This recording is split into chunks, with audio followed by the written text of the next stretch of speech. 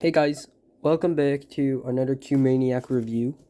Now, sorry for the shadow and everything, I'm filming really late at night, so I have to turn on the lights for this. Yeah, but without further ado, let's get into the review. Today, it's the RS3 M 2020 M, so that's the magnetic version.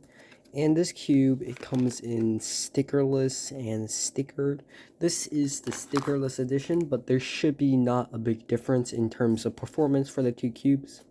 Right off the bat, we can see that the RS3M, it's incredibly efficient and effective with its packaging. We don't got a lot of packaging, so that's a plus for the environment.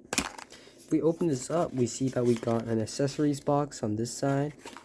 I'm just gonna open it on both sides so I can push the stuff out. So yeah, the box, you can just take this, you can throw it out. You don't gotta feel guilty about throwing out a nice box. Now, we also got the accessories box. Now, before we check out this cube, let's check out what's in there. So in here we have some accessories and a few pamphlets. So this looks like a pamphlet, just the standard Moyu guide to solving the cube, and it features their team here. You see you got Drew Brass, Antoine Canton, Keaton Ellis, Lucas Etter, all the big shots here. But this cube is pretty old, so these guys are no longer the biggest of the big shots. So, but back in 2018, 2019, 2020, they were always on the podiums. We also got this fancy card of this guy right here. And I think he's the founder or CEO or something of Moyu. You got the Team Moyu card with Lucas Etter on the back, so that's nice. Nice little picture of Lucas Etter there, looking sharp. And now we got this guide for, what is it here? This guide for the dual adjustment system and how to use these weird things that didn't even come with this cube, so that's kind of funny. But yeah, I'm not gonna be using this. I already know how to do all this stuff. And then of course we got right here a replacement centerpiece, the adjustment tool, and a screwdriver. These screwdrivers are always really high quality. They never get dull up here. The plastic here is really solid, and you hear the sound here when I tap it. Much more high quality than the YJ screwdrivers and the GAN screwdrivers. Okay, now onto the cube itself. Now this is the stickerless version with extra magnets. So depending on where you purchase the cube from, you can buy it from speedcubeshop, cancube, or the cubicle. Some of these stores like speedcubeshop, they have an option where you can add the extra magnets in, so you can see I have an extra magnet there. It just makes it from a weak feeling magnet to maybe a little bit of a medium feeling magnet. And this cube, it's not my first time opening this, so full disclaimer, this cube is broken in, so this isn't a first impression, so this is a review video. So right off the bat, let's just do some algorithms. And first things first, I'm going to comment on the sound. The sound of this cube isn't as loud as something like the RS3 M that I have right here. But you can see that it definitely has a similar blockiness and clackiness to it. It's just a lower pitch. Now, next things next, I want to talk about the speed. Now, the speed of this cube is not incredibly fast. Cubes today on the market, like the GAN 12 or something like the Guhan Pro, those guys are blazing speed because they all have maglev options. This is not a maglev cube, so it's not that fast, but if you compare it to standards of when it came out, so like 2019, 2020, when the GTS3M, the Volk Elite, the GAN 11, those guys were on top, this is still a relatively fast cube. And you can definitely get times well under sub 8, sub 7, because many top speed cubers like Patrick Ponce, the American national champion, they all main this cube, so this is still very viable to this day. So performance wise, it's an absolute beast. And let me just show you some of the corner cutting here. So we got 45 degrees and it goes down without issues.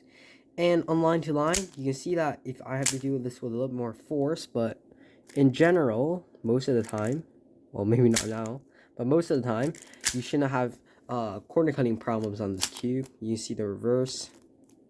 is also really good. And if you're wondering what settings I have this on, I believe everything here is on, let's see, let me count. I think that's 6 ticks up. I don't know if you can see it, but this is a pretty tight setting. And how this blue thing works is that the higher it goes, the more compressed the spring is. And the more compressed the spring is, the stronger the feeling of the spring is. And that creates a more stable feel, but it sacrifices some corner cutting. So this is our pretty high setting. So, and the corner cutting is already really good. So on the low settings, the corner cutting is just effortless. But I don't like my cubes to be that unstable. So that's why I have it on a higher setting. Now let's just do a solve real quick. And this is just a hand scramble. So don't expect it to be scientific or anything. Now the shades of this cube, they're not as bright as something like the RS3 M, but I like these shades better because these ones are quote unquote full bright and these ones are half bright, but like this is brighter, but I like the little darker style a bit better. So let's just do a quick solve here. Not the greatest at solving, but hopefully we can pull something through for the camera.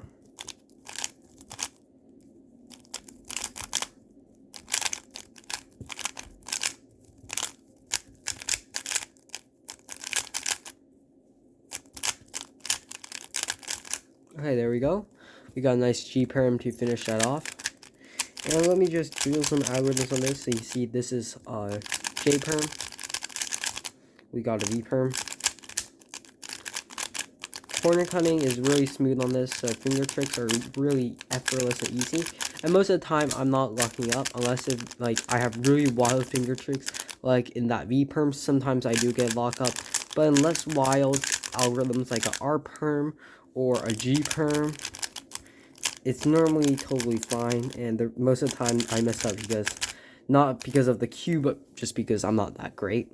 But this cube, the main point, and the reason why I would still recommend it today over things like the Super, the Guhan Pro, or other cheap cubes that are all very high performing, is because this cube, there's just this special unique blocky feel that if you like something like a Volk or a RS3 M, you'll definitely love this cube too. And for only $9, and it's like a few dollars more expensive if you want to UV coat it now that they have that option, you can get this cube. And you don't like the weak magnets, you can get like for $1, $1 I think, you can get this magnet kit and add those magnets in for yourself, and it becomes a pretty decent magnetic strength, and it becomes a really stable cube.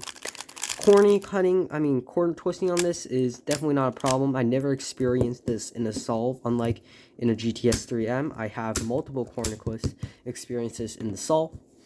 So would I recommend this cube? Yes, I would. Even today, I would recommend this cube, but it's not like in 2020 where when I just got this thing, I'll be like, guys, this cube, deal breaker, get this over something like, I don't know, the Volk or the Volk Elite, for the matter of fact. Like, get this over a cube that's 3 times more expensive. Nowadays, I'll have to reconsider that when I recommend this cube.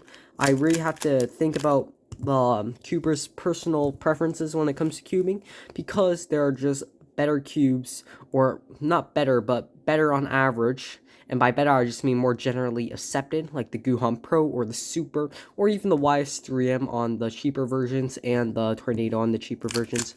But overall, this cube, it's still absolutely fantastic, and there's still many top-level speedcubers who made this thing. So yeah, that's the end of this video, and if you're wondering where I got this cube from, this was actually from the Moyu store. I got it the day right after it was released. I was really hyped for this thing. But if you don't want cubes coming from China and waiting like 2 or 3 weeks for them, and you live in the States or in Europe, I highly recommend buying from either Speedcubeshop, The Cubicle, or Cancube. And you can see I have a nice Cancube mat right here of the Canadian Championships. So really high quality mat. If you're from Canada, you want a fan gear or some merch, this is definitely a high quality mat. You can just see how thick that boy is. So yeah, overall, this is a very solid cube. And I think to end this video off, let's just do one more hand scramble. It's kind of hard solving through a viewfinder, but we'll have to make it do. Let's see here. What are we working with? So not a great scramble, but should be doable.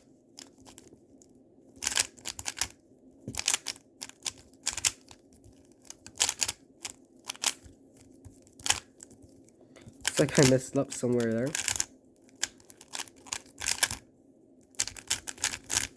Yeah, definitely not a good solve. Normally I average around 15-14 seconds nowadays.